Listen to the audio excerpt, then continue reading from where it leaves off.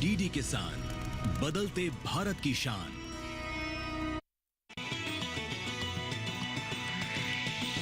DD किसान, बदलते भारत की शान।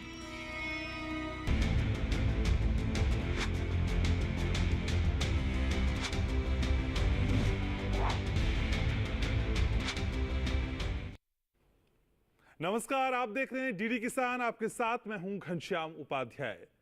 वो झूठ इतने सलीके से बोल रहा था, मैं एतबार ना करता तो क्या करता। लेकिन आपके सामने किसी के झूठ में फंसने की इस तरह की दुविधा ना हो, संशय ना हो या फिर मजबूरी ना हो, इसीलिए हम हर मंगलवार और गुरुवार को एक खास कार्यक्रम लेके आते हैं जिसका नाम है सच के साथ, जिसमें बात सिर्फ और सिर्फ सच की होती है और सच के साथ एक बड़ी रिपोर्ट आपके सामने होती है। और इस रिपोर्ट के साथ ही हम आपको अति विशिष्ट मेहमानों के साथ किए गए संवाद के जरिए समझाने की कोशिश करते हैं कि सच आपके लिए जानना कितना जरूरी है। तो आज बात किसकी? आज बात उसकी जो अक्सर चुनाव में चर्चा में रहती है। अक्सर कई तरह के आरोप, कई तरह के आक्षेप परिणाम के बाद उस पर लगते रहे हैं। आप समझ ही गए होंगे, 4 जून के बाद जो विजयी होगा चर्चा उसकी तो होगी, लेकिन कई बार हमने देखा है कि परिणाम आने के बाद ज्यादातर चर्चा में ईवीएम भी रहती है। तो क्या इस बार भी लोकसभा चुनाव के परिणाम आने के बाद शो स्टॉपर ईवीएम ही रहेगी? ये बड़ा सवाल है। ईवीएम की क्रेडिबिलिटी पे, उसकी विश्वसनीयता पे, उसको हैक किए जाने को लेके और उसके इतिहास को लेके कई तरह के रूमर्स, कई तरह की बातें अलग अलग अंदाज में फैलाई जाती हैं, समझाई जाती हैं। लेकिन हम सच की बात करते हैं और मैं अक्सर कहता हूं कि अतरंगी दुनिया की सतरंगी खबरों के अलावा हम आपको वो बताते हैं जो बिना शोर शराबे के, संयम के साथ, धीरज के साथ आपको समझने और परखने की बेहद सख्त जरूरत है। तो आज चलिए, चुनाव का मौसम है तो फिर ईवीएम को नजदीक से समझने की कोशिश करते हैं। और आप जानते हैं कि हम किसी तरह का खास नैरेटिव सेट करने के लिए यहां पर नहीं है। हम बात करते हैं तटस्थ होकर, और वही तटस्थ बात आप तक पहुंचाने का सीधा तरीका भी है। किसी तरह का कोई लाग लपेट नहीं, कोई एडिटिंग नहीं। ये लाइव मुलाकात मेरी और आपकी होती है सच के साथ में हर मंगलवार और गुरुवार को। तो चलिए आज ईवीएम को नजदीक से समझते हैं, उसके इतिहास के बारे में समझते हैं, उस पर लग रहे आरोपों की कलई खोलने की कोशिश करते हैं और बताने की कोशिश करते हैं कि ईवीएम कितने सार्थक तरीके से लोकतंत्र के इस महापर्व को उसकी मंजिल तक पहुंचाने का काम करती है। आप जानते ही मेरे शो की रवायत है, एक रिपोर्ट आपको दिखाते हैं और उस रिपोर्ट के बाद बेहद खास मेहमान चर्चा में मेरे साथ जुड़ेंगे। तो बिना समय को जाया किए आज का शो आपको जरूर देखना चाहिए। शुरुआत करते हैं सच के साथ की।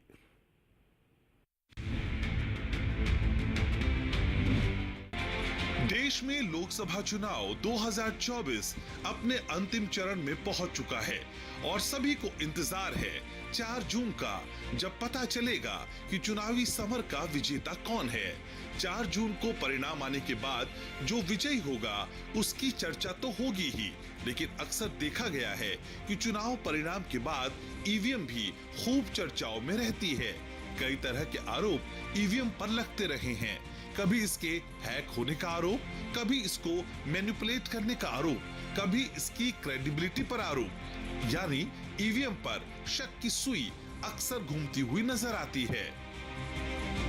भारत में पहली बार चुनाव आयोग ने 1977 में सरकारी company electronics corporation of India ECIL को ईवीएम बनाने का टास्क दिया। 1979 में ECIL ने ईवीएम का प्रोटोटाइप पेश किया, जिसे 6 अगस्त 1980 को चुनाव आयोग ने राजनीतिक पार्टियों को दिखाया। इसके बाद 1982 में पहली बार केरल में विधानसभा चुनाव ईवीएम से कराए गए। ईवीएम का पूरा नाम इलेक्ट्रॉनिक वोटिंग मशीन है। ये चुनावी प्रक्रिया को तेज और निष्पक्ष बनाए रखने में मदद करती है। अब ये जानना जरूरी है कि ईवीएम काम कैसे करती है। ईवीएम साधारण बैटरी पर चलने वाली एक ऐसी मशीन है जो मतदान के दौरान डाले गए वोटों को दर्ज कराती है और वोटों की गिनती करती है। ये मशीन 3 हिस्सों से बनी होती है। एक हिस्सा होता है कंट्रोल यूनिट, दूसरा हिस्सा होता है बैलेटिंग यूनिट। ये दोनों हिस्से 5 मीटर लंबी तार से जुड़े होते हैं।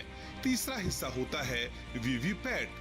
पीठासीन अधिकारी वोट डालने वाले व्यक्ति की आइडेंटिटी वेरीफाई करते हैं। इसके बाद कंट्रोल यूनिट का बैलेट बटन दबाया जाता है। इसके बाद वोटर बैलेटिंग यूनिट पर दिए गए उम्मीदवार और उसके चुनाव चिन्ह के सामने वाले बटन को दबाकर वोट कास्ट करता है। अब ईवीएम के साथ voter verifiable paper audit trail यानी वीवीपैट भी आता है, जिससे वोट डालने वाले को ये पता लग जाता है कि वोट सही जगह पड़ा है या नहीं। अब सबसे बड़ा सवाल ये है कि क्या ईवीएम को हैक किया जा सकता है?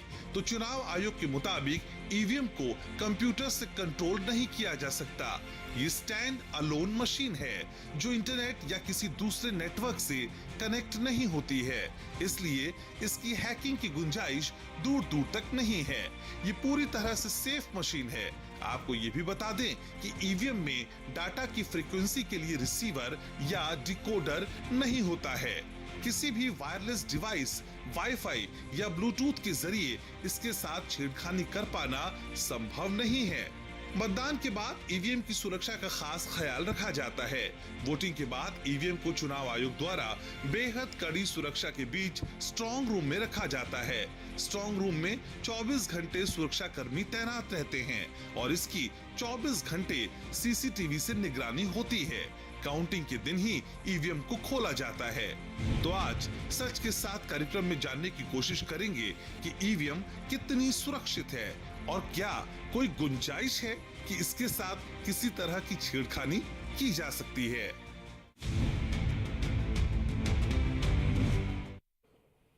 तो चलिए आज मिलके एक खाका तैयार करने की कोशिश करते हैं, जिसमें पक्ष भी होगा, विपक्ष भी होगा, तर्क वितर्क भी होंगे और गारंटी मैं दे रहा हूं किसी तरह का कुतर्क कम से कम मेरे इस डिबेट में नहीं होता है। मेरे साथ बेहद खास मेहमान जुड़ रहे हैं, तारुफ में आपका एक एक कर रहा दूं। मेरे साथ जुड़ रहे हैं doctor Sunil Kaushik, senior journalist है। कौशिक साहब, स्वागत आपका हमारे शो में। मेरे साथ सूर्य प्रकाश शर्मा जी जुड़ रहे हैं, अक्सर हम सूर्य प्रकाश मैथिल के नाम से इनको जानते हैं, बीजेपी से मेरे साथ हैं। सर स्वागत आपका। मेरे साथ पंकज श्रीवास्तव जुड़ रहे हैं, डॉक्टर पंकज श्रीवास्तव कांग्रेस से अपना पक्ष रखेंगे। और साथ ही साथ डॉक्टर मोहम्मद अमीन मेरे साथ जुड़ रहे हैं, farmer joint director election commission of India.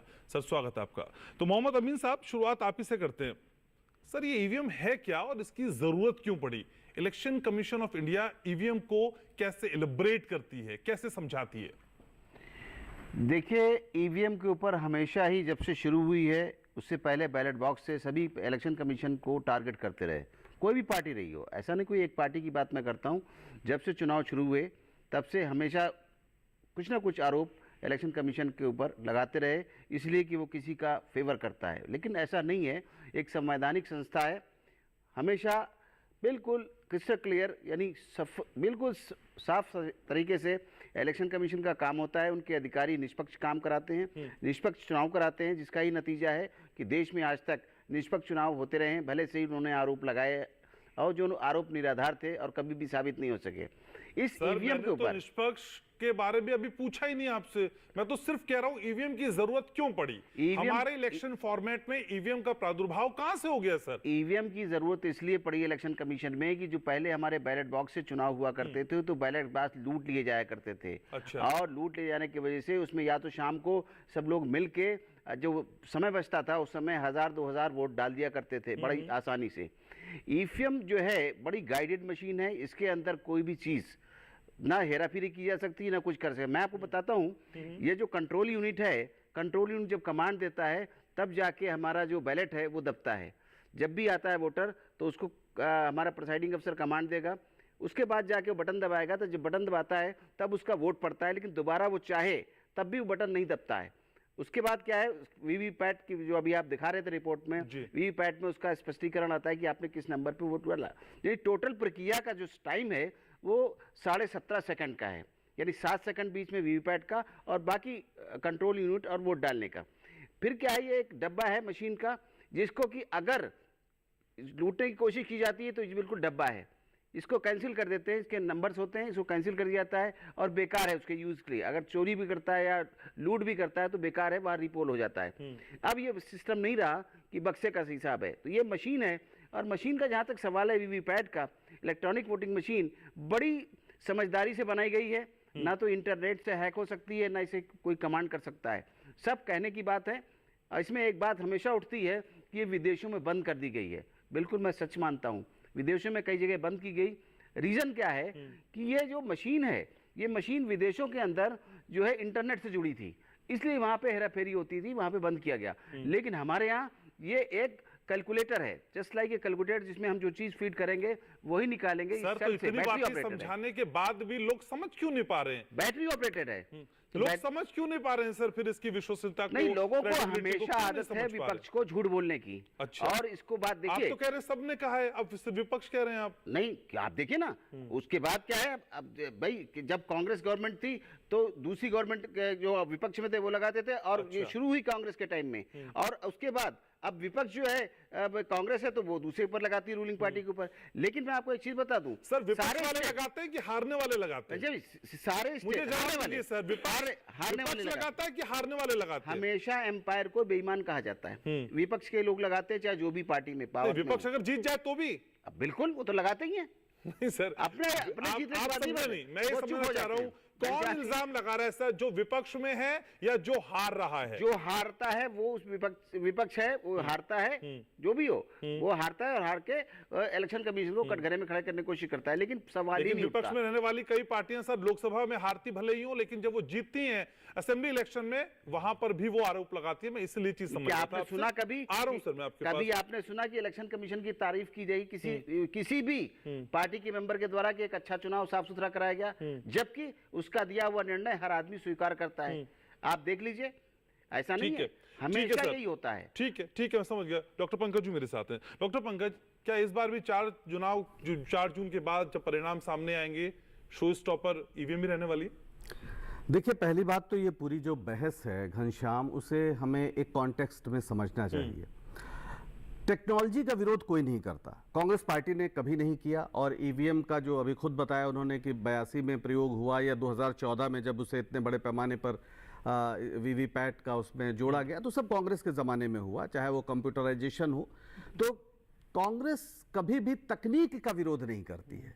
सवाल है हारने पे विरोध करती है। अब अच्छा, तब तो फिर अगर आप इस तरह की बहस पूछ रहा हूं, नहीं, मैं अगर आप पूछ रहा हूं कब करती है? घनश्याम, अगर आप बहस चाहते हैं कि हम राजनीतिक तरीके से ही करें, तो फिर मैं कह देता हूं कि 2009 में लाल कृष्ण आडवाणी जी ने बाकायदा उस किताब का प्रीफेस लिखा, जो भाजपा के प्रवक्ता जीवीएल नरसिम्हा राव ने लिखा कि क्या भारत में लोकतंत्र खतरे में है? क्या महोदय मैं अपनी बात बहस क्यों कर रहे हैं? हम इनके सवाल का जवाब दे रहे हैं। हुजूर, मैं इनके बहस का सवाल का जवाब दे रहा हूं, आप क्यों परेशान? आरोप लगा रहे हैं आप कृपया अगर बहस को हम लोग बहस को थोड़ा सा अगर हम उस दायरे में करें जिससे हमारे दर्शकों को कुछ समझ में आए, तो पहली बार अगर किसी ने विरोध किया और देश भर में अभियान चलाया तो उसका नाम भारतीय जनता पार्टी है। बाकायदा इनके प्रवक्ता, जो बाद में सांसद भी रहे, उन्होंने किताब लिखी जिसमें उन्होंने कहा कि भारत का लोकतंत्र खतरे में है, ईवीएम जो है वो किस तरह से लोकतंत्र के खिलाफ है। और हमारे आदरणीय लाल कृष्ण आडवाणी जी ने बाकायदा इस पर कहा कि ये बहुत ही खतरनाक है और इससे भारतीय लोकतंत्र समाप्त हो जाएगा। तो अगर किसी ने इसका विरोध शुरू किया और बाकायदा उसका अभियान चलाया तो वो भारतीय जनता पार्टी रही। तो आप बीजेपी को फॉलो करते हैं? नहीं, बिल्कुल यही मैं फॉलो करते हैं। बिल्कुल नहीं, आप उन्होंने सिखाया, घनश्याम मेरी पूरी बात सुन लो। अभी तक, आज तक कांग्रेस पार्टी ने ये नहीं कहा है कि ईवीएम का इस्तेमाल नहीं होना चाहिए। हमारा ऑफिशियल स्टैंड क्या है हम बता दे रहे हैं। पर सर बड़ा क्वेश्चन मार्क रेज किया कि नहीं किया आप लोगों ने? आप सुन तो सर, इसी इलेक्शन में आप उन चैनलों की क्यों बात कर रहे हैं जो वाक्य पूरा नहीं होने दे रहे? गलत बात है सर। जो बात जहां पूरी बात तो सुन लीजिए ना। सर मुझे छोटा सा सर आ रहा हूं, अमीन साहब। हाँ, अमीन साहब आ रहा हूं। अरे आप एंकर बन जाइए कंपनी डॉक्टर आप कर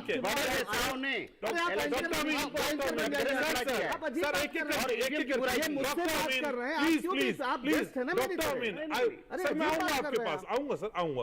आप उनको अपनी कुर्सी दे दीजिए। Doctor Pankaj please. अच्छी बात है। अरे कोई बात नहीं, मुस्कुरा के करिए सर, डिबेट कर रहे हैं। मैं यही कह रहा हूं कि मुस्कुरा के करिए, आप सवाल पूछिए, मुझे जवाब देने दीजिए। आप उससे सर मेरा छोटा सा सवाल, इसका जवाब देते चलिए। बिल्कुल। इसी इलेक्शन में आप ही की पार्टी ने बड़ा क्वेश्चन मार्क रेज किया ईवीएम पे। आप कह रहे हैं हम कुछ ईवीएम के लिए आप अगर आप वही बात मैं कहने जा रहा था, अगर आप मुझसे सुन लेते तो आप ये सवाल ही नहीं करते। हमारी ओर से ऑफिशियली ये बात कही गई, जयराम रमेश ने बाकायदा प्रेस कॉन्फ्रेंस करके कही कि हम ईवीएम के विरोध में नहीं हैं। हम ये चाहते हैं, जब देश में इतने सवाल तरह तरह से उठ रहे हैं, लोग सुप्रीम कोर्ट तक जा रहे हैं, सिविल सोसाइटी की ओर से सवाल उठ रहे हैं, एडीआर की ओर से सवाल उठ रहे हैं, तो हम ये चाहते हैं कि वीवीपैट की जो पर्चियां हैं उसको गिनती हो 100%। एक बात जान लीजिए, लोकतंत्र विश्वास पे चलता है। अगर संदेह है तो आपने सुना ही होगा कि सीजर ही नहीं, सीजर की बीवी भी संदेहों से परे होनी चाहिए। इसमें क्या दिक्कत है? आप वीवीपैट की पर्चियां गिनने में प्रॉब्लम क्या है? आपका संदेह तो सर ऐसी ऐसी चीजों पे है कि उनको दूर करना मुश्किल है भाई। तो आप फिर व्यवस्था नहीं, सर्जिकल स्ट्राइक पर संदेह बिल्कुल नहीं, ये झूठ है, ये झूठ है। नहीं, एक बार नहीं, कई आप कांग्रेस पार्टी से बात कर रहे हैं, आप कांग्रेस आपको प्रूफ देते रहिए सर। कांग्रेस पार्टी से बात कर रहे हैं कि नहीं है सर? अरे भाई, वो तो 4 सुप्रीम कोर्ट के 4 जजों ने निकल के कहा कि देश में लोकतंत्र खतरे में है। तो आप इस तरह की बात क्यों कर रहे हैं? सर, हर बात का प्रूफ आप अरे भाई, अच्छा वीवीपैट से मिलान करना व्यवहारिक है? बिल्कुल वीवीपैट। अरे सुप्रीम कोर्ट ने कहा, मैं बता रहा हूँ, सुप्रीम कोर्ट ने अभी जो फैसला दिया उसमें कहा कि अरे भाई आप उनको दे दीजिए, एंकर की कुर्सी दे दीजिए। अरे आप क्यों इस तरह से परेशान हैं? आपके पास आएंगे, जवाब दीजिए। Please complete. सुप्रीम कोर्ट के पास ये मामला गया, सुप्रीम कोर्ट ने पूछा कि इसमें कैसे हो सकता है। उसने सुप्रीम कोर्ट ने निर्देश दिया है, चाहे वो जो हमारी जो सिंबल लोडिंग यूनिट है उसको 45 दिन तक रखने का, उसको सील करने का निर्देश दिया है। साथ में कहा है कि वीवीपैट की जो पर्चियां हैं उस पे बारकोड लगाने का वो करिए, ताकि उनकी गिनती मशीन से हो जाए, हाथ से नहीं कहा है कि ये अव्यवहारिक है। नहीं, उन्होंने कहा कि इस दिशा में आगे बढ़ना है। नहीं, सुप्रीम कोर्ट के आप पढ़ लीजिए निर्देश, मेरे पास है, मैं कहीं अभी सुनकर पढ़ा दूं आपको। ठीक है, ऐसे इसका बखूबी जवाब। और सबसे बड़ी बात है कि अगर कोई शक है उस कॉन्टेक्स्ट में, जनता को अगर शक हो रहा तो उसको दूर करने की जिम्मेदारी चुनाव आयुक्त की है। और इसलिए वो शक बढ़ता है कि जब सुप्रीम कोर्ट कहता है कि जो चुनाव आयोग बनेगा उसमें उसके चुनाव के लिए सुप्रीम कोर्ट का जज भी होगा, तो जब कानून बनता है तो जज साहब को बाहर कर दिया जाता है, कहा जाता है प्रधानमंत्री, एक मंत्री विपक्ष का नेता। ये क्या तरीका है? आप संस्थाओं को स्वायत्त नहीं रहने देना चाहते, दिखने नहीं देना चाहते। समझ जाओ सूर्य मैथिल साहब, इतनी कोशिशों के बावजूद भी ये ईवीएम जो इतनी कमाल की है, जो समय भी बचा रही है, जो मैकेनिज्म का एक नया रूप हमारे सामने रखती है, फिर भी क्रेडिबिलिटी गेन नहीं कर पा रही। डॉक्टर पंकज तो करे बेकार है, ये विश्वास ही नहीं है इस पे। मैंने ये नहीं कहा है, आप गलत बात। एक मिनट, मेरे मुंह में अपनी बात न डालिए। मैंने कहा है कि हमारी मांग है कि वीवीपैट पर्चियों की भी गिनती हो, ताकि कोई संदेह न रहे। ईवीएम पे यकीन नहीं है। नहीं, ताकि हमारे जनता की ओर से सवाल उठ रहे हैं, लोग सुप्रीम कोर्ट जा रहे हैं। ठीक है सर, आप अमित साहब आ रहे हो, सूर्य मैथिल साहब प्लीज। धन्यवाद। पहले तो आपको और पूरे देश को भारत माता की जय, वंदे मातरम। और गलती में हर बार एक ही करता रहा, धूल आईने पे थी और मैं चेहरा साफ करता रहा। वही हाल। देखिए, अभी आप ज्ञान दे रहे थे, अभी आप बैठ के ज्ञान दे रहे थे, अभी आप बैठ के डुगडुगी बजा रहे थे, अमीन साहब को डायरेक्शन दे रहे थे, और ये फिर डुगडुगी यहाँ बजा रहे थे। आडवाणी जी के नाम पार्टी के नेता इस तरह पे अभी आप नहीं सर, कुछ मिनट पहले अभी आप सूर्य मैथिल ने नहीं इंटरव्यू किया ना, सूर्य मैथिल ने इंटरव्यू नहीं किया ना। सर प्लीज सर, मेरे व्यूअर्स बहुत संजीदा है, संजीदगी से सुनना चाहते हैं आपको। प्लीज सर, डॉक्टर पंकज, आप जो फॉर्मेट सेट कर रहे हो उसको खुद भी फॉलो करें। वो फॉर्मेट आप नहीं सेट कर रहे हैं, नहीं कर रहे हैं। मैंने रोका, अभी आप नहीं रोक रहे हैं सर, आप ये तय मत करिए। ठीक है, आप उनको तय मत करिए आप। सूर्य मैथिल प्लीज। धन्यवाद। देखिए, अभी आपने कहा कि ईवीएम जो है वो समय बचाती है और साथ में क्रेडिबिलिटी वाले आंकड़े देती है, लेकिन आखिर क्या कारण है इसकी क्रेडिबिलिटी जो है वो हमेशा क्वेश्चन मार्क में रहती है। तो मैं आपको बताना चाहता हूं घनश्याम जी कि भारतीय जनता पार्टी सदैव संविधान में विश्वास करती है और भारतीय जनता पार्टी चुनाव आयोग में भी विश्वास करती है। विश्वास जो नहीं करते हैं वही लोग लगातार प्रश्न उठाते हैं। आप देखिए ना, अभी ईवीएम के ऊपर जब सुप्रीम कोर्ट गए, यहाँ पर तो पता नहीं कौन कौन सी ये बातें बता रहे हैं। वहाँ जो चुनाव आयोग ने कहा वो यही कहा ना कि ये अव्यवहारिक है। वहां पर रैंडमली, पहले भी प्रोसेस रहा है, आज भी प्रोसेस है, रैंडमली किसी ना किसी एक ईवीएम को उठा लिया जाता है, उसके वीवीपैट को उठा लिया जाता है, उसको मैच किया जाता है। और अभी जो चुनाव आयोग की प्रेस कॉन्फ्रेंस हुई थी जिसमें चुनाव आयोग ने जो शुरू किया था, इलेक्शन का डिक्लेरेशन दिया था, उस समय के अंदर उन्होंने जो ईसी ने एक जो शेयर कहा था ना, वो कांग्रेस के ऊपर ही कहा था। अधूरी हसरतों का इल्जाम हर बार हम पर लगाना ठीक नहीं, वफा तुमसे नहीं होती और खता ईवीएम को कहते हो। क्योंकि ये बार बार कहते हैं ईवीएम है के, ईवीएम है के। तो मैं कहता हूं ना कि हाँ, 140 करोड़ जो देश का मतदाता है वो जब भी वोट करने जाता है वो ईवीएम हैक होती है। कारण क्या है?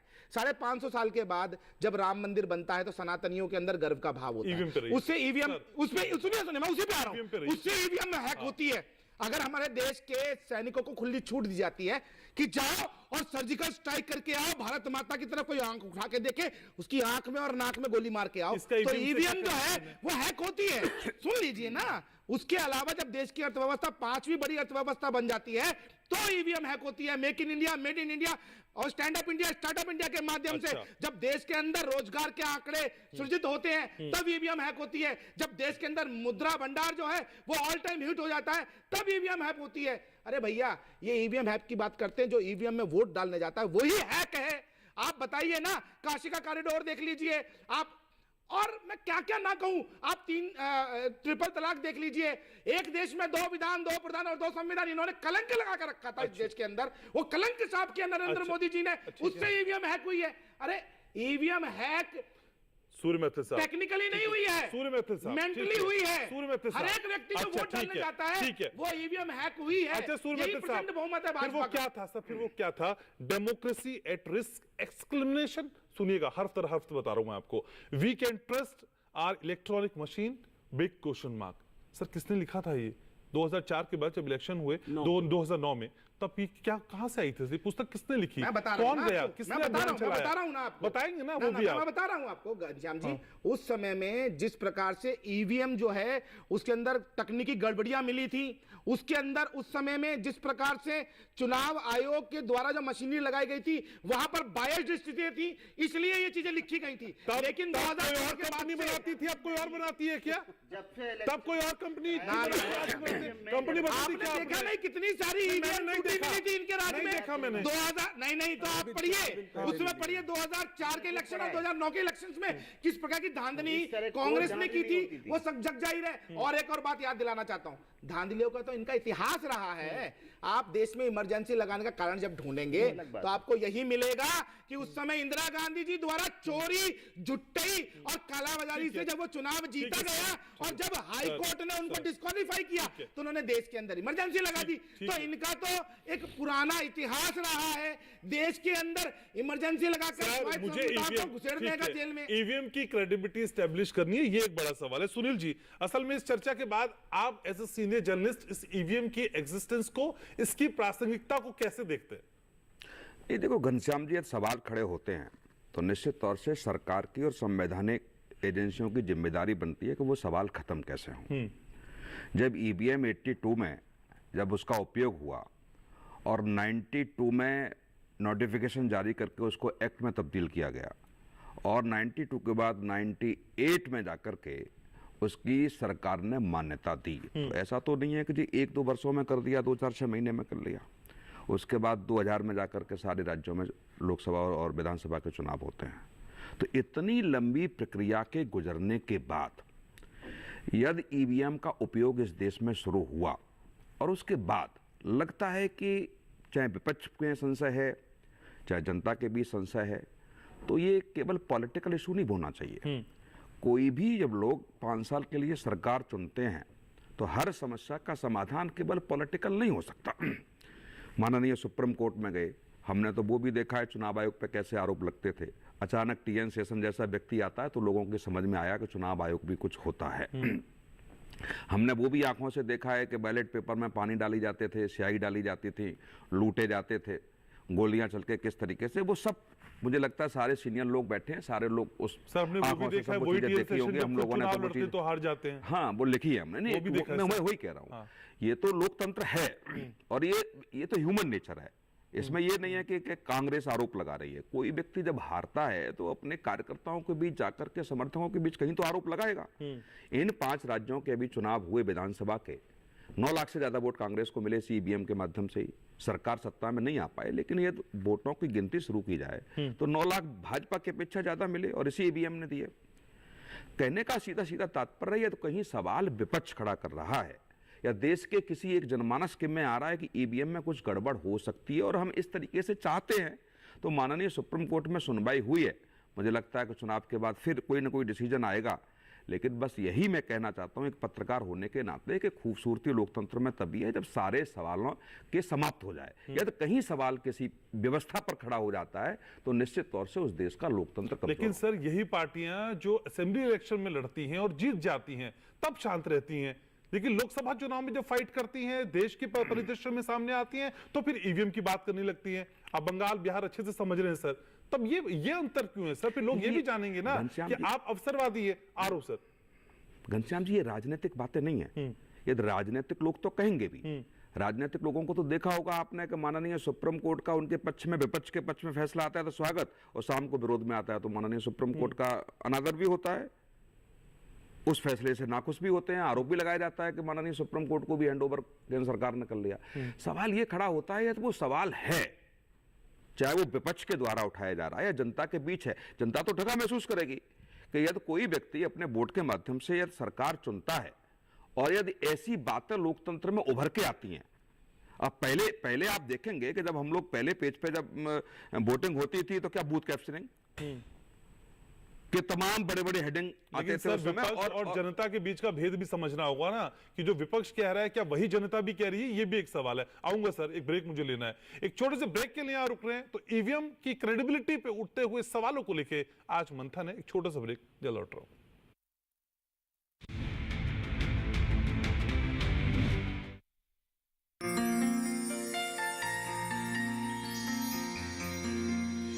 चुनाव का पर्व, देश का गर्व, मेरा ये अधिकार है, मेरा कर्तव्य है और संविधान की यह अपेक्षा है। तो मैं आपसे विनती करता हूं कि आप सब जरूर बाहर आके वोट दें, अपना बहुमूल्य वोट दे दें, राष्ट्र के प्रति अपना कर्तव्य निभाएं।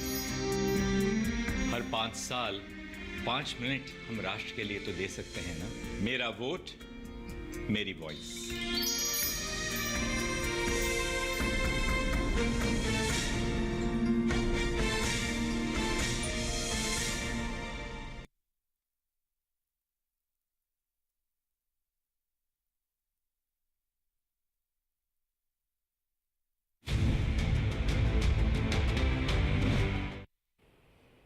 तो चुनाव का पर्व है, देश का गौरव है और इस गौरव में खास भूमिका निभाती है ईवीएम, इलेक्ट्रॉनिक वोटिंग मशीन। लेकिन इस मशीन पे कई तरह के सवाल खड़े करते हैं और आज सच के साथ के कार्यक्रम के जरिए उन सारे सवालों का हम सिलसिलेवार जवाब लेने की कोशिश कर रहे हैं। मेरे साथ सभी खास मेहमान लगातार बने हुए। मोहम्मद अमीन साहब मेरे साथ मौजूद हैं। अमीन साहब, कई बार कहते हैं कि निष्पक्ष अगर आप हैं तो फिर निष्पक्ष दिखना भी बहुत जरूरी है। क्या इसके बीच की थिन लाइन मेंटेन नहीं हो पा रही है? देखिए, सवाल इस बात का है कि इलेक्शन कमीशन कितने देश का किन परिस्थितियों में किस तरीके से किन स्थितियों में इलेक्शन कराता है और हर आदमी अप्रिशिएट करता है। इसमें दुनिया के ऑब्जर्वर आते हैं। आज पार्लियामेंट का चुनाव हो रहा है, इसमें दुनिया के ऑब्जर्वर आएंगे, कोई एक इंडिया के ऑब्जर्वर नहीं रहेंगे, जो हमारी चुनावी व्यवस्था को देखते हैं कि कैसा हम चुनाव करा रहे हैं, किस तरह करा रहे हैं और क्या हो रहा है। इसमें हर एक की निगाह लगी हुई है, कोई एक की नहीं लगी हुई। तो इलेक्शन कमीशन हमेशा निष्पक्ष सही तरीके से चुनाव कराता है, इनके अधिकारी ईमानदारी से चुनाव कराते हैं। देखिए, मैं तो ये कहता हूं कि जो कैलकुलेटर में डाला जाएगा, जो गिनती आएगी उसको कोई चेंज करके दिखा दे। इसी तरीके से हमारी इलेक्ट्रॉनिक वोटिंग मशीन है ईवीएम, जिसके अंदर जो भी वोट पड़ेगा वो दोबारा, इवन आप चाहें तो ईवीएम को एक बार वोट डालने के बाद दोबारा दबाएंगे तो दोबारा मशीन ही दबेगी। थोड़ा सा अलग हो जाएगा, लेकिन आपने जिक्र छेड़ दिया सर। काउंटिंग के 10-11 दिन बाद 2 से 3% जो वोटर टर्नआउट दिख पा रहा है, वो क्या है सर? फिर नहीं, मैं आपको क्या है फिर सर? मैं इस बारे में स्पष्ट कर देता हूं कि 17A फॉर्म होता है जिसपे सिग्नेचर करता है वोटर। ठीक है सर, 17A 17C जो है दे दिया जाता है हर एक पोलिंग एजेंट्स को। और जहां तक सवाल है, हमारे जो स्टेक होल्डर्स हैं, वो पार्टी कैंडिडेट्स हैं और उनके एजेंट्स हैं, उनको उत्तरदायी है हमारा इलेक्शन कमीशन देने के लिए, जनता को या किसी को देने के लिए नहीं है। तो कैसे हो पा रहा है सर? ये कैसे हो पा रहा है? मेरे व्यूवर्स को ये भी समझा दीजिए ना। आज से पहले सर, आप बहुत सीजन्ड है, बहुत सीनियर हैं, लेकिन कुछ सालों से मैं भी पत्रकारिता कर रहा हूं सर। अक्सर हमने देखा था सूर्य प्रकाश मैथिल साहब भी इत्तेफाक रखेंगे, डॉक्टर पंकज भी रखेंगे कि एक इलेक्शन कमीशन आफ्टर काउंटिंग एक प्रेस कॉन्फ्रेंस करता था और जो लोग क्यू इन होते थे उनका डेटा थोड़ी देर बाद रिलीज हो जाता। 11 दिन बाद 2 से 3% का इजाफा सर मैंने नहीं देखा है। अगर आप में से किसी ने देखा हो तो बताइएगा, और ये हो रहा है तो इसकी वजह भी बताइएगा। देखिए ऐसा है कि सारी बातें आपकी सही हैं और हमेशा ही जिस दिन पोल होता था उसके शाम को प्रेस ब्रीफिंग होती थी, चाहे हमारे उपायुक्त बोलते थे या कमिश्नर बोलते थे, ब्रीफिंग होती थी और सबको बताया जाता था। लेकिन अब की बार पहली बार ऐसा हुआ है जो थोड़ा सा डिले हुआ है, जिसकी वजह से, लेकिन डिले होने के साथ मैं आपके दर्शकों को, डिले होने एक अलग बात है, डिले होने के साथ परसेंटेज बढ़ा है। दर्शकों को और आपके व्यूवर्स को और आपके पार्टिसिपेंट को सभी को बताना चाहूंगा कि इसमें कोई हेरा फेरी नहीं हो सकती, जो सुप्रीम कोर्ट ने साबित कर दिया। और इसका जवाब, चूंकि इस वक्त आर्टिकल 324 लागू है संविधान का, जिसके तहत चूंकि इलेक्शन प्रक्रिया है, इसमें कोई भी इंटरफेरेंस नहीं कर सकता। डेली पिटीशंस आते रहेंगे, इलेक्शन नहीं हो सकता। सर एक प्रेस कॉन्फ्रेंस कर देते सर एक प्रेस कॉन्फ्रेंस करके बता देते। इलेक्शन कमीशन ने इसको स्पष्ट किया है डिले डाटा का कारण, और ये कहा है कि हम सिर्फ उत्तरदायी हैं अपने कैंडिडेट्स को, जो हमारे स्टेक होल्डर्स हैं और उनके एजेंट्स को, ठीक है, हम उनको बताते हैं, उनको सही तरीके से डाटा दिया गया, ठीक है, और उसकी परिस्थिति बता दी गई। बाकी जनता के लिए नहीं है, प्रेस के लिए नहीं, किसी के लिए नहीं। ठीक है अमीन साहब, ऑफिशियली ठीक है। सूर्य मैथिल साहब, हम सब जानते हैं कि ईवीएम में किसी तरह का कोई छेड़खानी, कोई रद्दोबदल नहीं हो सकता, लेकिन काउंट जिस दिन वोटिंग हो रही है उसके कुछ दिन बाद एक फिगर आना, 2 से 3% बढ़ना, 1% पे आप जानते हैं करोड़ों वोट्स का हेराफेरी की संभावना है, आशंका है। सर फिर सवाल उठेंगे कि नहीं उठेंगे मैथिल साहब? पहले तो ये बताइए कि कहाँ बढ़ गया वोट प्रतिशत, कहाँ पर 11 दिन बाद अगर 2 से 2.5% वोट में इजाफा हुआ तो कौन कौन सी सीटों पे हुआ? जरा आप पहले, अगर ये डेटा आपके पास है तो आप देश के सामने रखिए। दूसरी चीज, आपने कहा 11 दिन बाद प्रेस कॉन्फ्रेंस पे उन्होंने वोट परसेंटेज दिया। मैं आपको बता देना चाहता हूं घनश्याम जी, आप भी अपने मोबाइल फोन को निकालिए और उसमें डालिए वोटर्स हेल्पलाइन, ये रहा। इसको अगर आप डालेंगे तो आप डे बाय डे, जिस दिन इलेक्शन हो रहा है, जैसे होगा ना 1 तारीख को, अच्छा, तो उसमें आपको हर संसदीय सीट का कितना वोट हुआ उसको शाम तक हर बूथ लेवल पे वो अपडेट करते हैं। वो लगातार ऑनलाइन अपडेट होता है, वेबसाइट पे भी ऑनलाइन अपडेट होता है। अगर आप ये कहें कि हाँ प्रिंट आउट निकाल कर चुनाव आयोग ने मेरे हाथ में क्यों नहीं थमाया उसी दिन रात को, तो ये कोई वाजिब प्रश्न नहीं हुआ। एक बात और बहुत अच्छी बात बोली अमीन साहब ने, मैं भी बूथ पे एजेंट रहा हूं, और जब मैं सुबह 6 बजे पहुंचता था तो उसके बाद मैंने वोटिंग मशीन को चेक करवाया, सील लगवाई, बंद कराया, उसके बाद साइन किए, सिग्नेचर किए, और फिर जब शाम को रिलीव हुआ तो मेरे को भी फॉर्म 17 मिला। कितना वोट पोल हुआ, कितनी महिला, कितने पुरुष, कितने ट्रांसजेंडर और कितना रह गया, तो ये सारा डेटा हर चुनाव एजेंट के पास होता है। आपको मैं एक उदाहरण ज्यादा देता हूं, उत्तर पूर्वी दिल्ली संसदीय सीट पर मनोज तिवारी जी और सामने टुकड़े टुकड़े कुमार गद्दार लड़ रहे हैं। आप देखिएगा कि पूरी दिल्ली में सबसे ज्यादा वोट परसेंटेज वहीं पे आया 58%, और वो सेम डे हमको रात को 11, साढ़े 11, 12 बजे हमें मिला कि भैया इतना वोटिंग परसेंटेज पूरी दिल्ली में सबसे ज्यादा इसी सीट पे आया। तो ये तो कहना केवल एक शिंगूफा, एक ड्रामा है कि भैया चुनाव आयोग ने 11 दिन बाद क्यों हमें दिया, फर्रा पकड़ाया। आप चाहें तो आप खुद भी देख सकते हैं, इसको लाइव चलाइएगा, ऐप के ऊपर जाइए, निकालिए डेटा और उसको इंक्रिप्टेड कर लीजिए। अब चुनाव आयोग हर एक के मुंह में तो रोटी नहीं डालेगा ना जी, जिसको खाना है वो जाए खरीदे और खा ले। पर कोई सवाल आपसे ना पूछे नहीं, तो जब सब कुछ ऑनलाइन ही कर रखा है, आपका चैनल चल रहा है, ऑनलाइन आप देख रहे हैं, अब आपको लोग मैसेज करें, अरे आपने शो किया था, आपने शो किया, सवाल पूछने पे इतना बौखला क्यों जाते हैं? बौखला नहीं रहा हूं, मैं तो बता रहा हूं कि आपने पूछेंगे, जो है अगर कोई शक होगा तो आपसे पूछा जाएगा। के अंदर हमें तो मिली नहीं क्लिप, तो आप हर एक को पर्सनली देखेंगे या कहेंगे भाई यूट्यूब पे मैंने डाल दी है, कृपया करके वहां जाइए, सर्च कीजिए और देख लीजिए, ये प्रोग्राम लाइव भी स्ट्रीम हो रहा है। हर किसी का पर्सनली वोट तो चाहिए, लेकिन एक्सप्लेनेशन नहीं देंगे आप, नहीं सफाई नहीं देंगे, ये चुनाव आयोग तो बौखला जाएंगे। आप काम कीजिए, इसी के लिए, इसको लेके आप सुप्रीम कोर्ट में जाइए और सुप्रीम कोर्ट में कहिए कि चुनाव जिस दिन होता है, जिस दिन मतदान होता है, शाम को जितने भी वहां के मतदाता हैं उन सबके मोबाइल फोन पे चुनाव आयोग मैसेज डलवाए कि जी इतना जो है वोट हुआ है। तो ये आप जाइए, एक व्यवस्था बनी हुई है, ठीक उस है। व्यवस्था के अनुसार काम हो रहा ठीक है, है, आप सर। उस व्यवस्था में अल्टरेशन चाहिए ठीक तो है। जाइए सुप्रीम कोर्ट। ठीक है सर, शो की व्यवस्था भी है। आ रहा हूं मोहम्मद अमीन, आ रहा हूं सर, आ रहा हूं, जल्दी से बोलिए, एक चीज ऐड कर देता जल्दी से बोलिए, बोलिए। ऐसा है कि चुनाव आयोग जो है, हमारा जो चुनाव आयोग है, चुनाव आयोग के अंदर नीचे से लेकर ऊपर तक 300 जो ऑफिसर्स और कर्मचारी काम करते हैं। उसके अलावा सारे देश के जब चुनाव होता है या असेंबलीज के चुनाव होते हैं तो उनके अधिकारी हम डेपुटेशन पे लेते हैं। ये एक बड़ा सिंपल प्रोसीजर नहीं है, ये बड़ा वास्ट है और इसको करना कहने में तो आसान है कि हमको नहीं दिया गया, लेकिन ये हमारी परेशानी इलेक्शन कमीशन कोई नहीं समझता कि किस तरीके से हम इसको चला रहे हैं और कर रहे हैं, और फिर भी स्मूथली चल रहा है और हर तरीके से क्लियर है।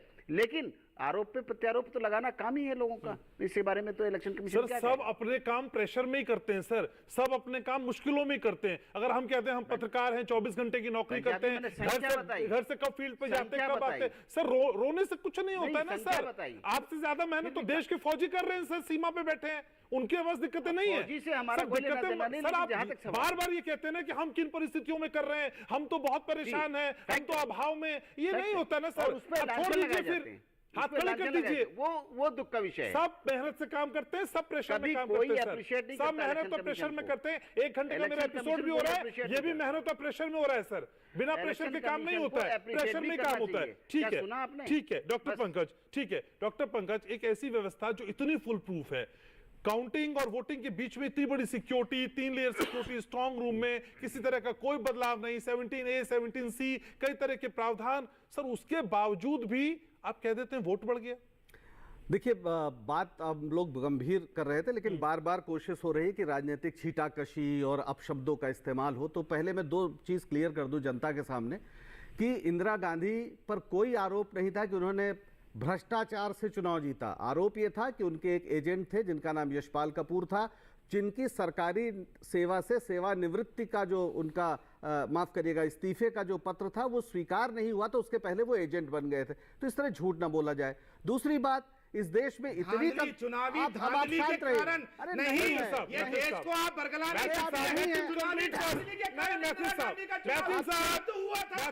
कर रहे हो आप। सूर्य मैथिल प्लीज, आप नहीं जानते, साहब रुक जाइए सर, ये नहीं होता सर। ठीक है, आप शांत कराइए, ठीक है, नहीं शांत हो जाएंगे इंदिरा गांधी मैथिल साहब, सर आप बहुत सीजन आ रहा ठीक है मैथिल साहब, सूर्य प्रकाश मैथिल, एक मिनट सर, एक मिनट सूर्य प्रकाश मैथिल साहब, एक एक करके बोलेगा, काउंटर भी जरूर करेगा, ठीक है काउंटर भी जरूर करेगा। डॉक्टर पंकज को स्क्रीन पे रखिए पीसीआर, बोलिए अपनी बात। मैं आप सभी दर्शकों से आग्रह करता हूं कि आप जो जगमोहन लाल सिन्हा जी का इलाहाबाद हाई कोर्ट का फैसला है उसको जरूर पढ़ें। वो यशपाल कपूर जो एक सरकारी अधिकारी थे, उनको एजेंट बना दिया गया था बिना इस्तीफा स्वीकार किए, ये मूल मुद्दा था जिसकी वजह से वो है। अब जो भी बहस इनको कर, आप सारे लोग चेक करिए, मेरी बात मत मानिए, मेरी बात अरे इंदिरा गांधी को छोड़ दीजिए, अभी उस पर बात ना करें, ज्यादा अच्छा है, बड़ा विषय खराब हो जाए। दूसरा, इन्होंने कहा कन्हैया कुमार को टुकड़े टुकड़े गए। मैं आश्चर्यचकित हूं, इस देश में इतनी कमजोर सरकार है कि टुकड़े टुकड़े गैंग का एक सरगना नहीं तो आपने इनको रोका, आपने इनको रोका नहीं, कन्हैया कुमार ने नहीं बोला। अरे क्यों नहीं पकड़ के जेल में डालते हो, क्यों नहीं पकड़ के जेल में डालते हो, क्यों नहीं पकड़ के जेल में डालते हो? खाना खिलाते नहीं, आज तक कुछ समझ नहीं आएगा, कुछ समझ नहीं आएगा, ठीक है। अरे जाके आतंकवादियों को छोड़ के आते थे,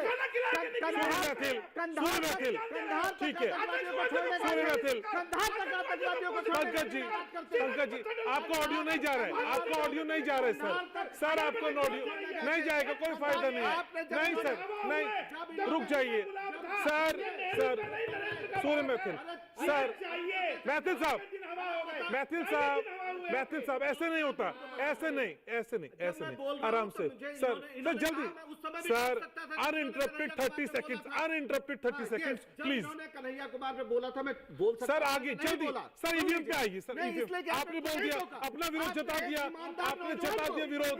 सर ये चुनावी मंच नहीं है, ये चुनावी मंच नहीं है, नहीं नहीं नहीं नहीं सर, मुझे भी ब्रेक लेना होगा, मुझे ब्रेक लेना होगा, नहीं सर ऐसे नहीं चल पाएगा, ऐसे नहीं हो पाएगा। पंकज जी, पंकज जी, पंकज जी ऐसे नहीं, ठीक है मैथिल साहब, मैथिल साहब, मैथिल साहब, मैथिल साहब रुकेंगे, मैथिल साहब रुकेंगे, मैथिल साहब रुकेंगे, रुकेंगे। डॉक्टर पंकज, ठीक है, ये ऐसे नहीं होगा, नहीं नहीं ऐसे नहीं सर, ऐसे नहीं, ऐसे नहीं, हो गया सर, हो गया, आपने बोल दिया, अपना विरोध जता दिया। ईवीएम पे आइए, ईवीएम पे आइए सर। मैथिल साहब शो वाइंड अप कर दे क्या, शो वाइंड अप कर दे क्या, ऐसे नहीं, एक बार, ठीक है। तो इस गर्माहट के बीच एक छोटा सा ब्रेक के बाद जल्द लौट रहे, चर्चा को आगे बढ़ाएंगे शांति के साथ।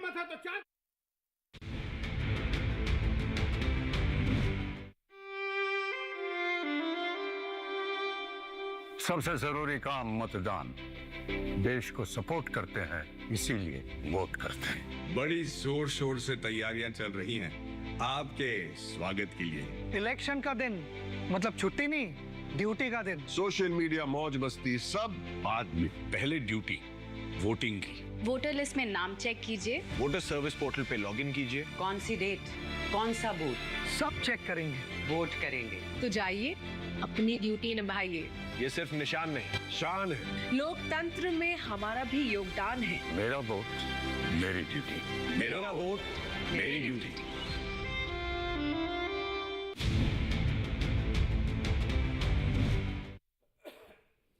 तो यकीन मानिए जो गर्माहट ब्रेक के समय में थी वो ब्रेक के दौरान भी पूरी तरीके से थी, लेकिन अब मैं उम्मीद कर रहा हूं कि बहुत शांति के साथ हम अपनी बात आगे बढ़ाएंगे। मेरे तमाम व्यूवर्स बहुत संजीदा हैं और बहुत संजीदगी के साथ इस शो को देखते हैं। मैं इल्तिजा सभी पैनलिस्ट से करूंगा, ठीक है। सुनील जी, जो चर्चा असल में हो रही है वो बहुत गंभीर है, लेकिन इस गंभीरता को समझने की क्या हमको बेहद सख्त जरूरत है? क्योंकि इल्जामों में कई बार हमने देखा है सारी चीज निकल जाती है। नहीं, देखिए उपाध्याय जी, जो वोट प्रतिशत बढ़ने की बात देश के सामने आई उससे मैं भी सहमत नहीं हूं, क्योंकि तमाम राज्यों में विपक्ष में बैठे हुए राजनीतिक दलों की सरकारें हैं। ये सारे लोग जानते हैं कि जिला निर्वाचन अधिकारी डिस्ट्रिक्ट मजिस्ट्रेट होता है और डिस्ट्रिक्ट मजिस्ट्रेट की नियुक्ति वहां की सरकार करती है। यदि कहीं एरा फेरी किसी भी लोकसभा पे होगी तो मुझे लगता है कि प्रदेश सरकार तक तो सूचना पहुंचेगी। जिला निर्वाचन अधिकारी अपने मुख्यमंत्री को, अपने चीफ सेक्रेटरी को तो अवगत कराएगा ही कराएगा। तो ऐसा तो नहीं है कि सारे डिस्ट्रिक्ट मजिस्ट्रेट केंद्र सरकार के हैं या सारे ब्यूरोक्रेसी के अफसर जो लगे हुए हैं स्टेट में वो केंद्र सरकार दूसरे प्रदेशों से लाके अपॉइंट कर दिया है। मैं इस बात से बिल्कुल सहमत नहीं हूं कि ऐसा कोई हेरा फेरी की गई है। दूसरी बात, जहां ईवीएम की बात हो या तमाम सवाल खड़ा करने की बात हो, ये सवाल खड़े हैं तो निश्चित तौर से सरकार के पास उनका निदान होना चाहिए, ये मैं हर मंच पे कहता हूँ। लेकिन ये आरोप जो है इनमें कुछ दम नहीं है, यदि मैं पत्रकार होने के नाते से देखूं। ईवीएम मशीन की चाहे खुलने का समय हो, चाहे उनको बंद करने का समय हो, चाहे स्ट्रांग रूम में रखने का समय हो, मुझे लगता है कि मीडिया के साथ साथ सारे राजनीतिक दलों के प्रतिनिधियों का होना, ब्यूरोक्रेसी के अफसर होना, वहाँ पे ब्यूरोक्रेसी के अफसर वही होते हैं जो प्रदेश सरकार के होते हैं।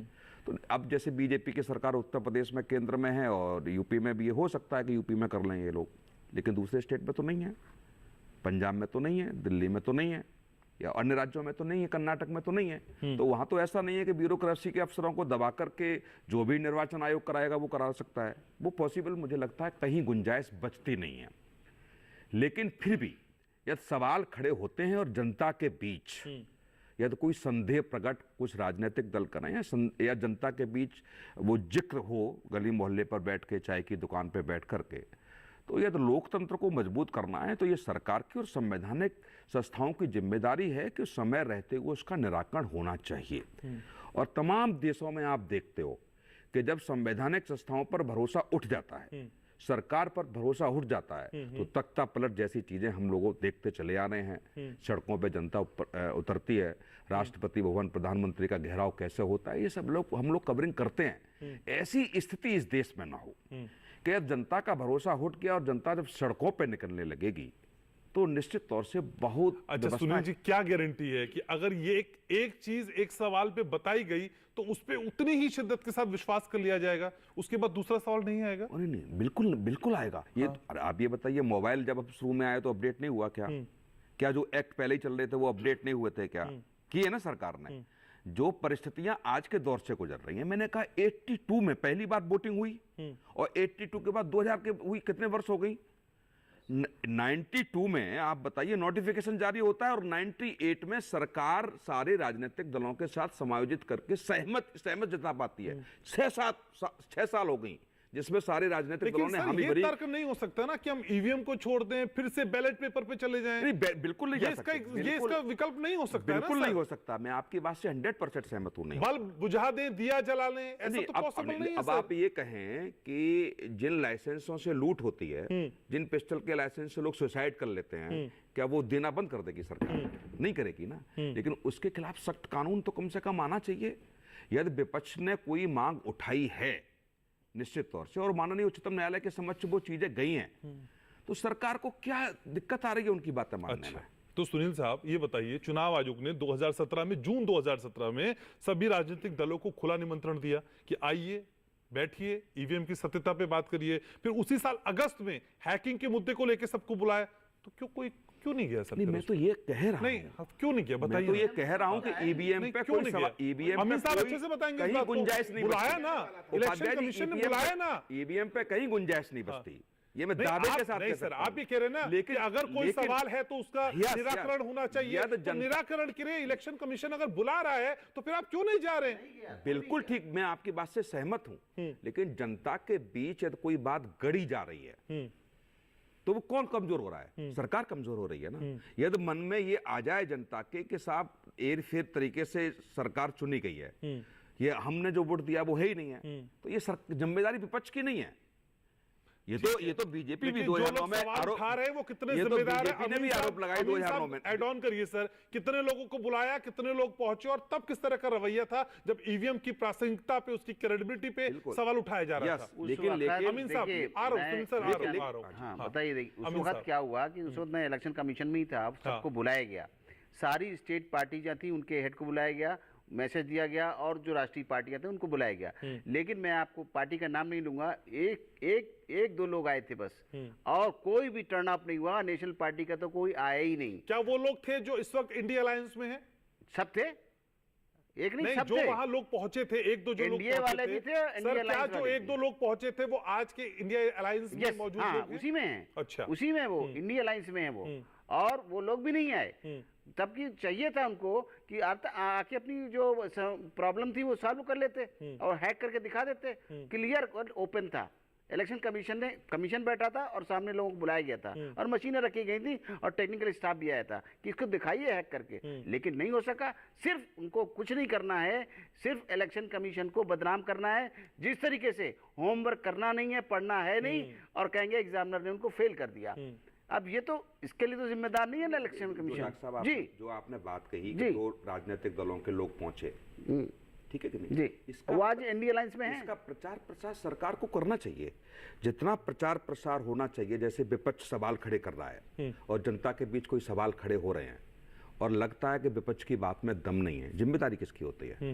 विपक्ष की थोड़ी है जिम्मेदारी, कि सारी जिम्मेदारी मीडिया की हो गई? नहीं, सारी जिम्मेदारी उस समय सरकार ने उसको प्रचार प्रसार इतना क्यों नहीं किया? अखबारों में सुनील साहब, कल को विपक्ष ये कहने लगेगा भाई सूरज तो पूरब से नहीं होता, दक्षिण से आता है, फिर सरकार क्या करेगी? दक्षिण से बताएगी नहीं, सूरज पूरब से निकलता है, बिल्कुल बताना पड़ेगा। अच्छा, बिल्कुल जनता के बोलेगी दिन में, विपक्ष बोलेगा दिन नहीं हो रहा, रात हो रही है। विपक्ष ये बोलेगा दिन नहीं हो रही है, रात हो रही है। सर कुछ चीजें स्वाभाविक है ना, जो चीज इतनी फुल प्रूफ है। मैं वही कह रहा हूँ, हम राम राज्य की परिकल्पना करते हैं, सीता जी को वनवास क्यों दिया गया ये सब जानते हैं। ये तो कहीं से भी कोई सवाल खड़ा होता है, मैं ये नहीं कह रहा, तो वो सरकार की जिम्मेदारी है, ब्यूरोक्रेसी के अफसर वहां जाए। जैसे आप कहते हैं कि वोटिंग नहीं कर रहे हैं, किसी गांव में जाकर उपाध्याय जी किसी गांव में जाकर वोटिंग नहीं हो रही है, सब लोग वोट नहीं करते हैं, बोले क्यों नहीं कर रहे हैं साहब? सड़क बनाया या पानी नहीं आया, हम वोट नहीं करेंगे। ब्यूरोक्रेसी के अफसर नहीं जाते समझाने के लिए, हाथ पैर जोड़ते हैं ना, समझाने का प्रयास करते हैं, संवैधानिक व्यवस्थाओं में कहां कमी आई, कहां सरकार की तरफ से कमी नहीं बताते हैं और वो सहमत करते हैं। सूर्य में थे सब। जवाब दीजिए सर, अगर इस तरह का कोई आरोप है तो फिर जवाब कौन देगा? आप ही से उम्मीद करेंगे ना। देखिए, जो आपने एक उदाहरण दिया कि सूर्य तो पूरब से निकलता है, यदि विपक्ष कहने लगेगा कि वो पश्चिम से निकलता है तो उसको प्रूफ करने की आवश्यकता नहीं है। लेकिन एक चीज और, जैसे अमीन साहब ने जो बताया कि इलेक्शन कमीशन ने बुलाया था, इस बार भी इलेक्शन कमीशन ने बोला कि आप आइए, हमें प्रूफ करके दिखाइए। और साथ ही साथ एक हमारे दिल्ली के अंदर, दिल्ली सरकार में एक मंत्री हैं जो इंजीनियर भी हैं बहुत बड़े, अभी भी आपने एक वीडियो उनकी वायरल हो रही है कि वो गए, वोट डाला, नीचे देखा, ऊपर देखा, वीवीपैट में देखा, वहां पर हाँ निकल आए। वही यूट्यूब पे दिखा रहे थे कि एक कोई फेक ईवीएम को लेके कि जी ऐसे हैक होती है, वैसे हैक होती है। जब चुनाव आयोग ने बुलाया तो उनका नंबर भी बंद था, घर पे भी नहीं मिले, पार्टी कार्यालय में भी नहीं मिले, उनको बुलाया गया। सूर्य मेहता साहब, अब बोल कर देते हैं बातें, ये सब कुछ पब्लिक डोमेन में। मुझे ये बताइए कि इतने शोध के बाद, इतनी टेक्निक के बाद, इतने सर्वे के बाद, इस तरह की कंपनियां जो ईवीएम को बना रही हैं, और जब वो बनाती हैं ईवीएम, उनको ये भी नहीं पता होता कौन से बटन पे कौन सी पार्टी अलॉट होगी। ये सारी जानकारियां सबको है सर। इसके बावजूद भी अगर यकीन नहीं हो रहा है तो आप यकीन दिलाएंगे कि नहीं दिलाएंगे? क्या लेटेड? सुनिए, नहीं, मैं बता रहा हूं आपको कि भारत का राष्ट्रीय गीत है वंदे मातरम, लेकिन इस भारत के अंदर संवैधानिक अधिकार है गद्दारों को भी कि वो कहते हैं कि वंदे मातरम मैं नहीं गाऊंगा, राष्ट्र गीत राष्ट्रगान पे मैं खड़ा नहीं होऊंगा। सुनिए, उसी चीज में मैं आ रहा हूँ, अरे मैं उसी चीज पे आ रहा हूँ। उसी प्रकार से आप शांत होंगे, मैं रोकूंगा। सूर्य महफिल, अगर आप शांत, सूर्य महफिल, गद्दारों का एक बहुत बड़ा वर्ग है। आप ईवीएम पे आइए, आप ईवीएम पे आइए, ऐसे नहीं, हर बात पे प्रश्न उठाएगा। वो वंदे मातरम पे भी उठाएगा, राष्ट्रगान पे भी उठाएगा। भारतीय सेना सर्जिकल स्ट्राइक करेगी तो कहेंगे वहां पे कौवे मारे गए हैं, बालाकोट एयर स्ट्राइक के अंदर कहेंगे वहां कौवे मारे गए हैं। इस प्रकार के लोग हैं जो कहते थे कि 370 और 35 से नहीं हट सकती, 100 जन्म चाहे ले ले, तब हट गई ना। उसी प्रकार से ईवीएम के अंदर भी कोई परेशानी नहीं है, लेकिन ये आरोप जरूर लगाएंगे। विश्वास दिलाएंगे कि नहीं दिलाएंगे? विश्वास देश की जनता को है, लेकिन गद्दारों को। अच्छा मैथिल साहब, एक मिनट, सुनिए पहले। हमारे पास पीसीआर में बहुत उम्दा किस्म का साउंड सिस्टम है। आप मुझसे आराम से भी बात करेंगे ना तो मेरे साउंड जो इंजीनियर है वो आपकी आवाज बहुत अच्छे से पहुंचाएंगे। ठीक है, बहुत अच्छे से पहुंचाएंगे। ये सर दूरदर्शन है, देश का बड़ा चैनल है और हाईली इक्विप्ड है, सारे अच्छे इक्विपमेंट हमारे पास है। आराम से सर 7 ऑक्टेव पे क्यों शुरू होते हैं? आराम से बात करते हैं, गला आपका भी खराब हो जाएगा। बोलिए, आप बोलिए। मैंने यही कहा कि इस देश के अंदर गद्दारों का एक बहुत बड़ा वर्ग है जो इस देश के अंदर हर चीज पे प्रश्न उठाने की बात करता है। आज देश की अर्थव्यवस्था 5वीं बड़ी अर्थव्यवस्था है, मैं उसी पे आ रहा हूँ, मैं ईवीएम पे ही आ रहा हूँ। देश की अर्थव्यवस्था 5वीं बड़ी अर्थव्यवस्था है। ईपीएफओ के जो अकाउंट खुले हैं वो पिछली सरकारों से 4 गुना ज्यादा खुले, लेकिन फिर भी रोजगार चिल्लाते हैं। देश के अंदर लगातार विदेशी मुद्रा भंडार बढ़ रहा है, देश के अंदर लगातार से आगे बढ़ रहा है, लेकिन इनको नहीं दिखता। राष्ट्रीय राजमार्ग इनको नहीं दिखते हैं, सेना की सर्जिकल स्ट्राइक नहीं दिखती है, लेकिन उसी प्रकार इनको ईवीएम के ऊपर प्रश्न भी उठाना है। सेम वही चीज है, और आपको उसका जवाब नहीं बताना है। एक ही बात, कोर्ट ने आदेश दे तो दिया, कोर्ट ने बता तो दिया। अमीन साहब आ रहा हूं। सर मेरे व्यूअर्स सब बोलेंगे ना, नहीं सुन पाएंगे। नहीं करना, ईवीएम को बदनाम करना। ठीक है डॉक्टर पंकज, जिस तरीके से किसी पे आंख मूंद कर विश्वास करना गलत है, उसी तरीके से आंख मूंद कर अविश्वास करना भी गलत है। आपको नहीं लगता? देखिए, मैं राजनीतिक पार्टी का प्रवक्ता हूं, और अगर लगातार हमारी पार्टी और लोग विपक्ष पर इस तरह से घटिया तरीके से हमले हों तो 1-2 लाइन में जवाब देना जरूरी है। जिन लोगों ने अंग्रेजों के तलवे चाटे, आज़ादी की लड़ाई का विरोध किया, वो लोग आज गद्दार बता रहे हैं दूसरों को। बहरहाल मैं उस पर ज्यादा इससे बात नहीं करना चाहता कि आपका विषय गड़बड़ हो जाएगा। देखिए दिक्कत भी हो रही है गले में सर, आराम से। सूर्य महफिल, नहीं सूर्य महफिल, I will not allow this sir. नहीं सूर्य महफिल ये नहीं। मैं सिर्फ ये कहना चाहता हूं कि अगर बहस इस तरह की होगी तो फिर जवाब भी वैसे होंगे। मैं वो नहीं चाहता। ईवीएम पे बात होनी चाहिए, ईवीएम बिल्कुल सही बात। देखिए, ये एआई का जमाना है। अभी यहाँ सब लोगों ने कहा, बहुत पढ़े लिखे लोग हैं, कि सूरज जो है पूरब से उगता है। मैं कहता हूँ नहीं उगता। अच्छा। और आप हंसिएगा नहीं, थोड़ी देर बाद आप मेरी बात मान लेंगे। विज्ञान का कक्षा 6 का भी विद्यार्थी जानता है कि सूर्य स्थिर होता है, पृथ्वी घूमा करती है, कुछ उगता नहीं है, हम ही अपनी पीठ फेर लेते हैं। तो किसी चीज को देखने का एक कॉन्टेक्स्ट होता है। खटाखट ना लगे सर, सुन लीजिए, खटाखट नहीं, मैं आपको स्पष्ट कर रहा हूँ कि जनता के बीच एआई के जमाने में यह सवाल है कि भाई आप वीडियो तरह तरह के बन जाते हैं, आदमी है नहीं उसका वीडियो बन जाता है। अखबारों में न जाने कितनी खबरें आई हैं कि भारतीय जनता पार्टी का उस पे जब मॉक ड्रिल में कहीं आप बटन दबाते हैं और बीजेपी का वो आता है। तमाम जगह ईवीएम पकड़ी गई हैं और लगातार अभी भी पकड़ी गई। अभी 4 दिन पहले नहीं, अब मैंने पहले ही कहा था बैलेट के हम एकदम विरोधी हैं। इस तरह के सवाल अरे सर सुन लीजिए, बहुत आसान रास्ता है जो जनता एकदम उस पर संतुष्ट हो जाएगी। जैसा भाई साहब ने कहा कि अपडेट करते हैं आप वर्जन, हमारे पास वीवीपैट है, उसमें एक पर्ची आती है। आप 7 चरणों में 2.5 महीने इलेक्शन कराते हैं, अरे 2 दिन और लग जाएगा। वीवीपैट की गिनती करा लीजिए, सबके संदेह खत्म। सर हमारे देश में कितने पंजीकृत, सर हमारे देश में जो पंजीकृत वोटर उसकी संख्या कितनी है? अरे भाई कितनी भी हो, इस देश के लोकतंत्र की नहीं, ये कोई मैं यहाँ केबीसी खेलने नहीं, केबीसी मैं तो जानकारी के लिए बुलाया, केबीसी खेलने नहीं आया ना, उसकी व्यवहारिकता समझूंगा ना। अरे भाई मैं उसकी व्यवहारिकता समझूंगा है और उसीलिए सुप्रीम कोर्ट ने कहा है कि सभी वीवीपैट पर्चियों पर वीवीपैट पर्चियों मतलब 2.5 महीने इलेक्शन में न कराएं, लेकिन 2.5 साल गिनती में लगा दें। 2.5 साल, अरे क्या बात कर रहे हैं आप? 2.5 साल नहीं, 2.5 साल नहीं, 4 दिन का, 4 दिन का फर्क पड़ेगा, 4 दिन का भी फर्क नहीं पड़ेगा। ये तो देखिए, पहली बात तो ये है जब आप कहते हैं कि नेता लोग आए उन्होंने क्यों नहीं देखा, अरे वो टेक्नोलॉजी के लोग नहीं है। और दुनिया में बहुत से ऐसे सॉफ्टवेयर इंजीनियर्स हैं, बहुत से ऐसे वैज्ञानिक हैं जो इस बात को कह रहे हैं कि हम कर सकते हैं। तो आप आम नेता से कहिए कि तुम ये टेलीफोन बना के दिखाओ, नहीं तो हम नहीं मानेंगे कि तुम इसको चलाना। अरे भाई सवाल ये है कि इस टेक्नोलॉजी के युग में बहुत कुछ ऐसा होता है जो हम नहीं समझ सकते। जैसे एआई, आपको अभी आप एंकरिंग कर रहे हैं, कुछ समय बाद हो सकता है एआई का एंकर यहाँ बैठा हो। सर ये प्रयोग हो चुका है, दूरदर्शन किसान ने अपने लॉन्चिंग डे में लॉन्च कर दिए सर। किसी आम आदमी को भरोसा नहीं होगा, वो कहेगा अरे ये तो वही है। मेरा कहने का मतलब सिर्फ इतना है, मेरा कहने का मतलब सिर्फ इतना है कि संदेह जो है दूर करने का तरीका है कि वीवीपैट पर्चियों की गिनती करा दीजिए। आप 2.5 महीने 2.5 साल नहीं, 4 दिन का मामला है। ये तो आप ऐसे मत बताइए। आपकी बातों पे लोग यकीन क्यों करें?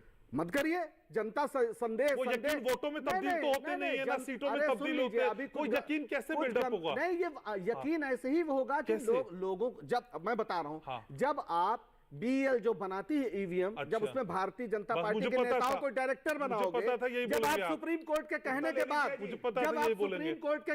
बाद, जब आप सुप्रीम कोर्ट के जज को चुनाव आयोग सूर्य मैथिल को स्क्रीन पे लीजिए, ठीक है, सूर्य मैथिल को स्क्रीन पे लीजिए, ठीक है सर। इन्होंने कहा अभी कि देखने का नजरिया, बिल्कुल मैं तो सहमत हूँ, इस बात पे मैं सहमत हूँ।